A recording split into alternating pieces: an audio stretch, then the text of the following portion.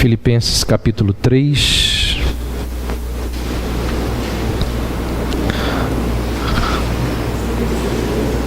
Hoje é a nossa última mensagem sobre justificação pela fé, nessa série de mensagens que nós estamos pregando sobre a fé reformada. E essa é uma doutrina muito importante, talvez a mais importante da história do cristianismo. E hoje nós vamos, pela última vez, falar dela. Semana que vem nós vamos começar a pregar sobre as doutrinas da graça.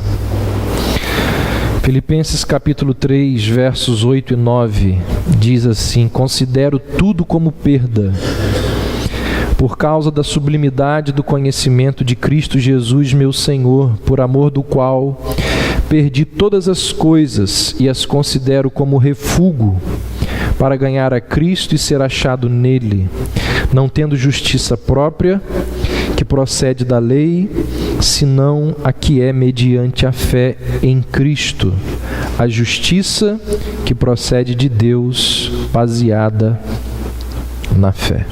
Vamos orar?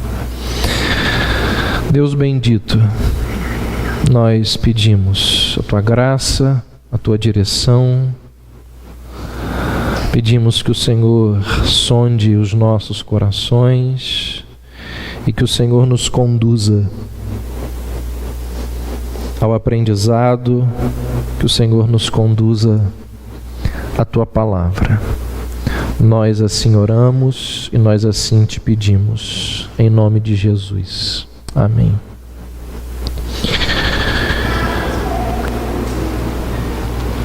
A conversão de uma alma é, sem dúvida nenhuma, o evento mais extraordinário que existe no mundo. Não existe nada, absolutamente nada mais extraordinário do que a conversão da alma de um pecador. A Bíblia diz que é a conversão da alma de um pecador que faz com que os olhares dos anjos se dirijam para o lugar onde ela ocorre. Se hoje à noite tiver conversão de alguém aqui, diz a Bíblia que os olhares angelicais serão direcionados para cá. A Bíblia diz que a conversão de uma alma é o objeto no qual os olhos de Deus Pai ousam, ou melhor, repousam com ternura, com alegria e com prazer. Essa é a obra realizada na alma, que traz mais glória ao Pai, ao Filho e ao Espírito Santo. É muito mais maravilhoso do que qualquer obra de arte que exista nesse mundo.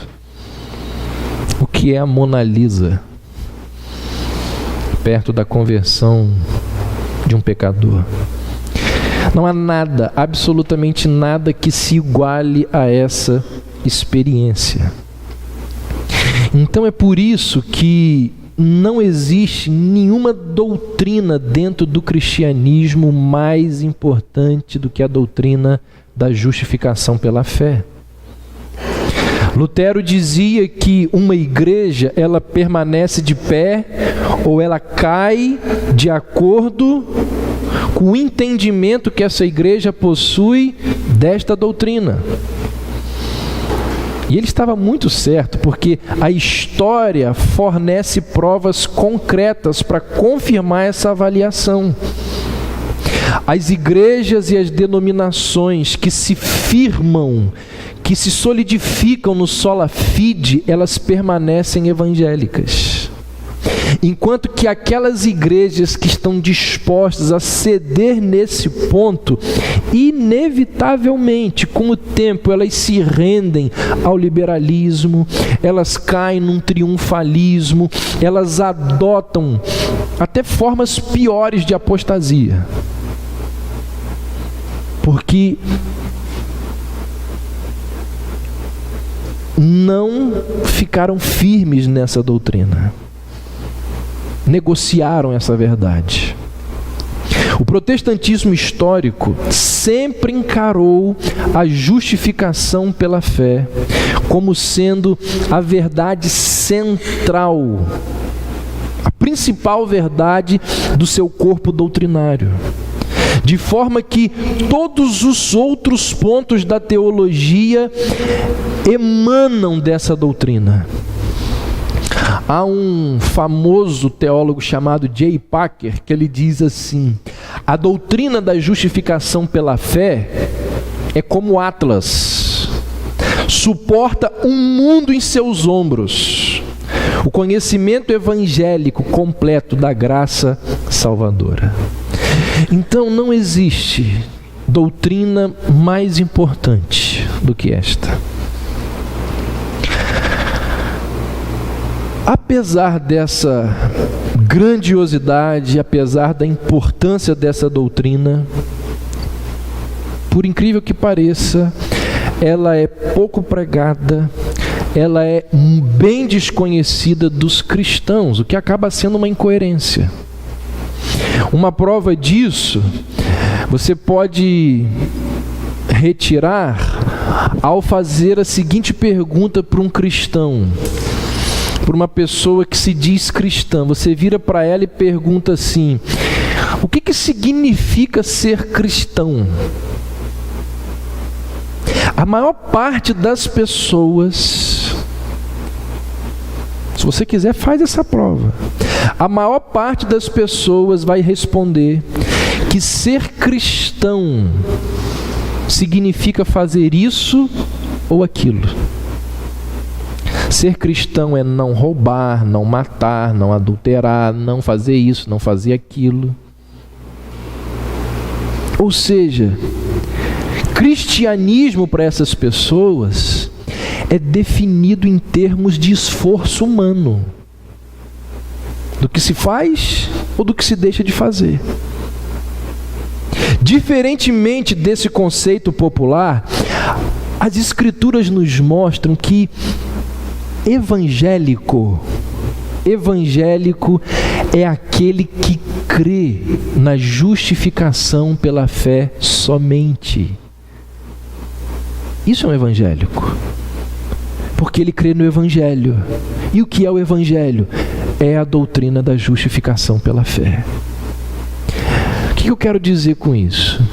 Quem utiliza a fé mais alguma coisa como instrumento da justificação não é evangélico. Quem utiliza a fé mais a guarda do sábado não é evangélico. Quem diz que é a fé mais os sacramentos não é evangélico.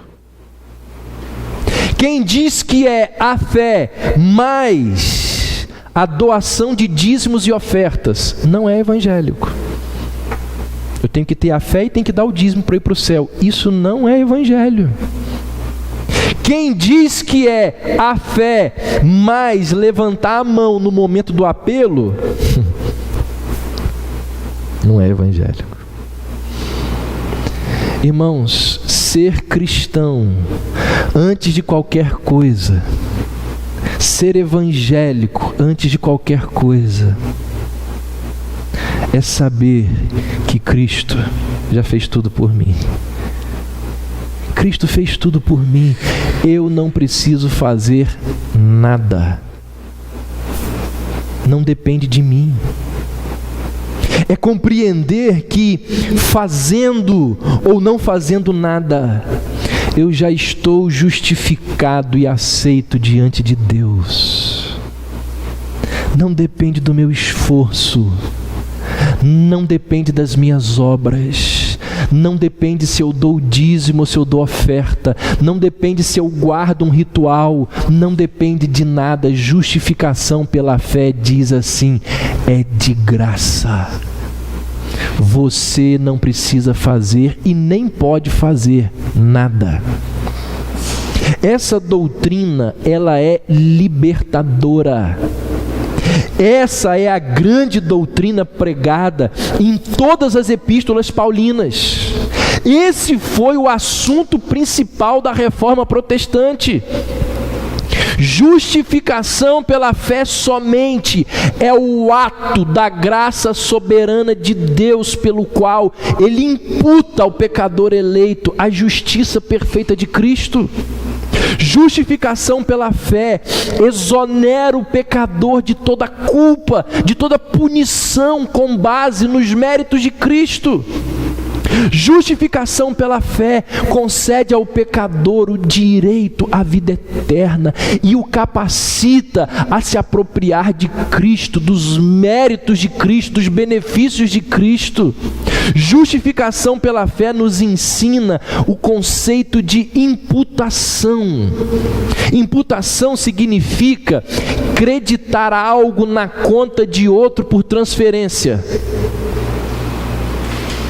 Na salvação do homem, Deus transfere a justiça perfeita de Cristo ao pecador eleito como uma dádiva graciosa e transfere toda a injustiça do pecador a Cristo, que já pagou o preço todo. Isso é imputação. Isso é justificação pela fé. Isso é o Evangelho. Eu estava saindo de casa, estava me arrumando, e aí meu filho veio correndo, entrou no quarto correndo: papai, o pecado vai me pegar. Não sei de onde que ele tirou isso. E aí eu peguei, botei ele em cima da cama e disse assim: filho, sabe Jesus? Sei. Jesus já pegou o pecado e fez assim, ó. O pecado não vai te pegar nunca, se você confiar em Jesus. Aí ele pulou da cama: obrigado, pai. Saiu correndo. Deu uns 10 segundos, ele grita lá da sala: Jesus é poderoso, né, pai?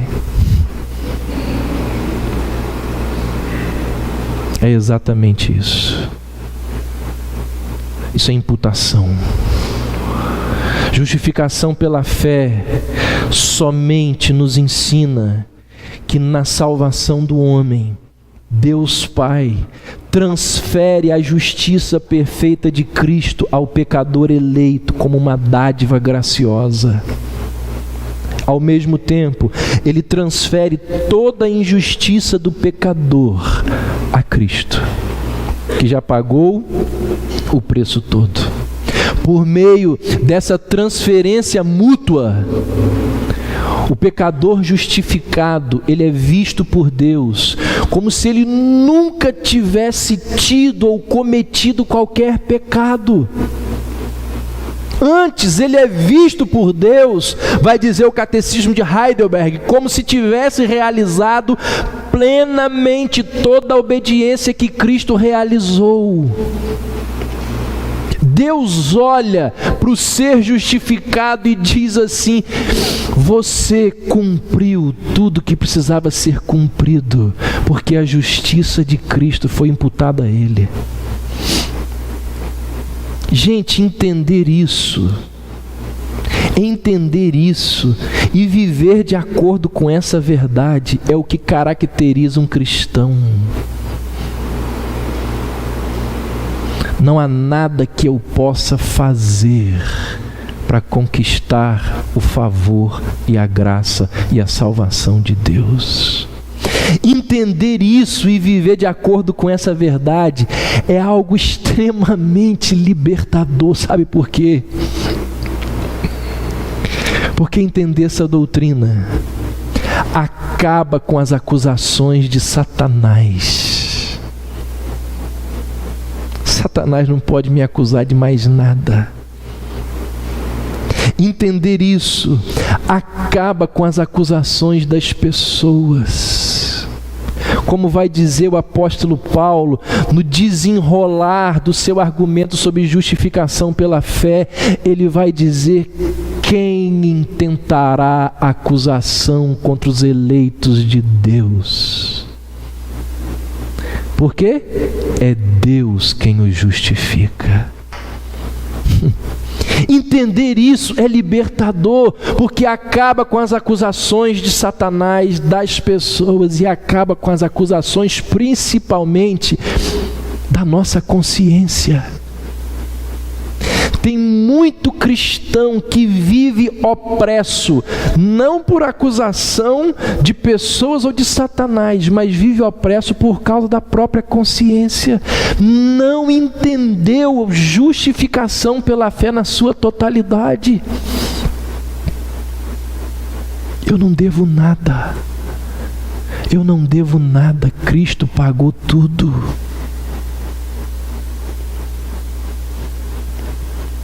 Poucas pessoas passaram tanto tempo das suas vidas tentando conquistar a salvação pelo esforço como o apóstolo Paulo. É difícil você encontrar na história da humanidade alguém que tenha se esforçado tanto para conquistar a salvação como Paulo.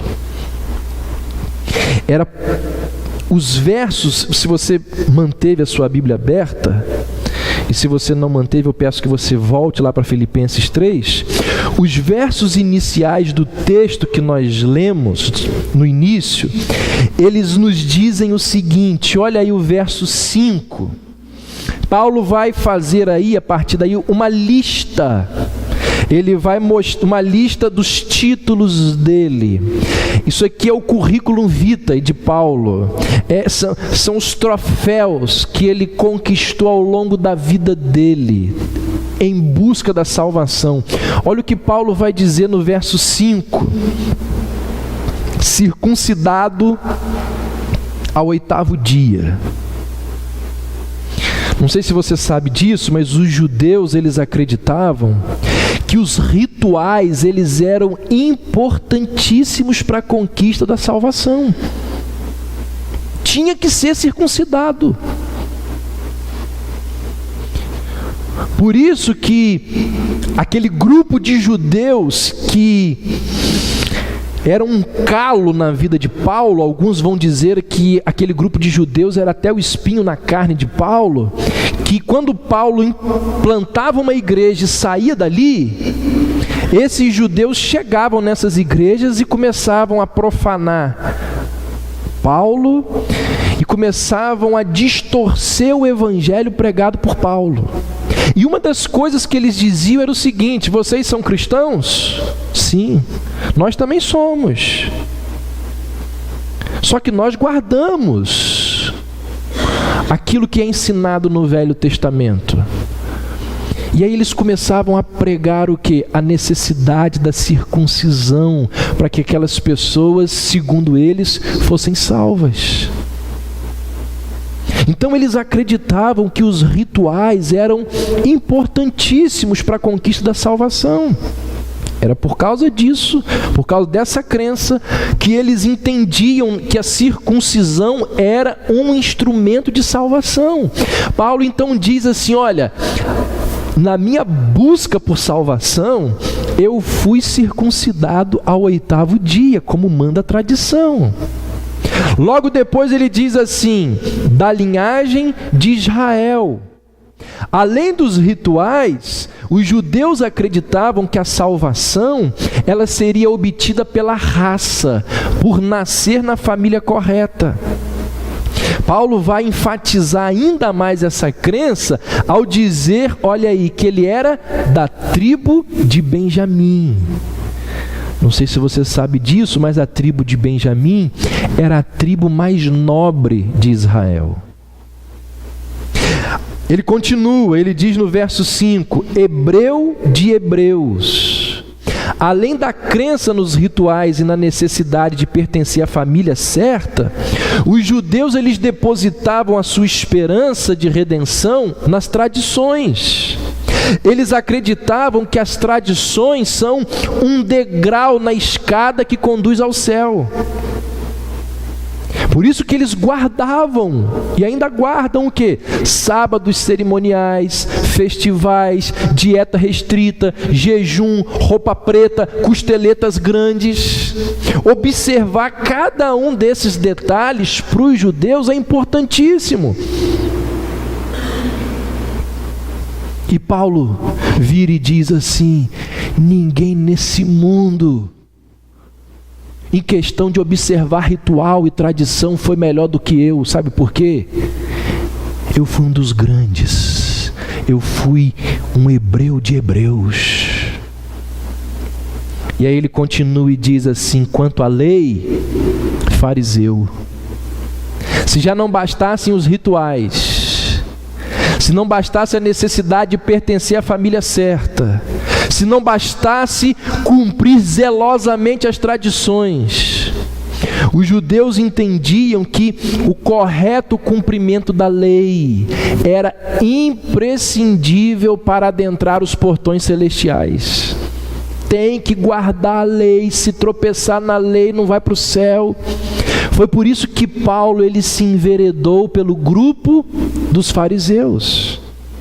Os fariseus daqueles grupos judeus, saduceus e tantos outros lá, os fariseus eles passavam o tempo todo estudando a lei, cada detalhe, cada vírgula, porque eles morriam de medo de não guardarem alguma coisa e assim perder a salvação.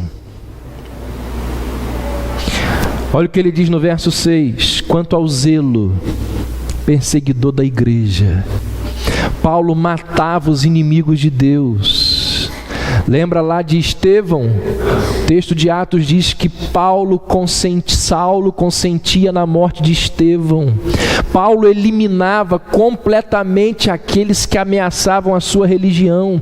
Paulo era fanático no seu zelo. Fanático.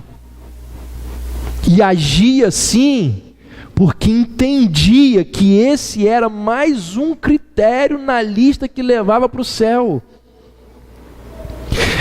Verso 6 ainda diz: quanto à justiça que há na lei, irrepreensível. Ou seja, já que existe uma lista de exigências, esse item aqui não pode faltar de jeito nenhum. Qual é o item? Moralidade. Paulo colocou a moralidade na sua lista de conquistas pessoais. Não quer dizer que ele não tivesse pecado. Significa que ele era irrepreensível, ao ponto de ninguém conseguir chamar a atenção dele por qualquer relapso, por qualquer coisa errada que ele tenha feito. A ideia de que para entrar no céu uma pessoa precisa ser moralmente correta não era um pensamento exclusivo dos judeus. Por quê? Porque ainda hoje milhões de pessoas creem assim. Milhões de pessoas pensam assim. Gente, que lista fantástica para um judeu. Ritual, raça, família certa, tradição, estudo da lei, zelo, moralidade. Quem era semelhante a esse homem? Quem tinha um currículo desses? Quem tinha todos esses títulos, todas essas medalhas, todos esses troféus? E durante muito tempo, Paulo acreditou que a salvação era obtida pelo esforço pessoal. Como prova disso, ao escrever aos Filipenses, ele relaciona as credenciais que ele obteve na luta, na busca para conquistar a salvação. Quando Paulo escreve essa carta, ele tinha aproximadamente 40 anos de idade. E aí, olha o que ele diz no verso 7. O que para mim era lucro, passei a considerar como perda. Que afirmação fortíssima. Do 8º dia de vida, quando ele foi circuncidado, até os 40 anos de idade, ele fez de tudo para conquistar a salvação. Ele tentou com todas as suas forças conseguir a salvação. E ele diz que tudo aquilo que era tido como vantagem, em 1 minuto, ele descobre que é tudo desvantagem. Tudo aquilo que era vantagem tornou-se refúgio. Aliás, não é só desvantagem, não apenas deixou de ser lucro. Ele descobriu que todas aquelas coisas eram condenatórias, porque quem descansa a sua confiança nessas coisas é condenatório. Então, de uma hora para outra, ele percebeu que todas as suas medalhas, todos os seus troféus, todos os seus títulos não valem de nada, e pior do que isso, tudo aquilo condena. E por que isso aconteceu? Leia aí o texto que lemos no início. Considero tudo como perda. Por que, Paulo? Por causa da sublimidade do conhecimento de Cristo Jesus, meu Senhor, por amor do qual perdi todas as coisas e as considero como refúgio para ganhar a Cristo e ser achado nele. Olha o que diz agora: não tendo justiça própria que procede da lei, senão a que é mediante a fé em Cristo. A justiça que procede de Deus, baseada na fé. Que coisa impressionante! Que coisa impressionante! Não sei se está aí no esboço, o verso 3 de Romanos 10. Olha o que Paulo disse sobre isso aos judeus da igreja de Roma. Ele diz assim: ignorando a justiça que vem de Deus e procurando a sua própria, não se submeteram à justiça de Deus. Ele está condenando o erro desses homens. Ele está dizendo: vocês fizeram o contrário, vocês ignoraram a justiça que vem de Deus e tentaram com seus próprios méritos, com a sua própria força, estabelecer a sua própria justiça e não se submeteram à justiça de Deus. Isso é erro, isso é pecado, isso leva à condenação.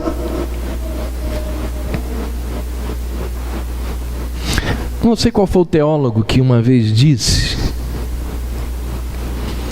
que a justiça humana é como o dinheiro do jogo banco imobiliário.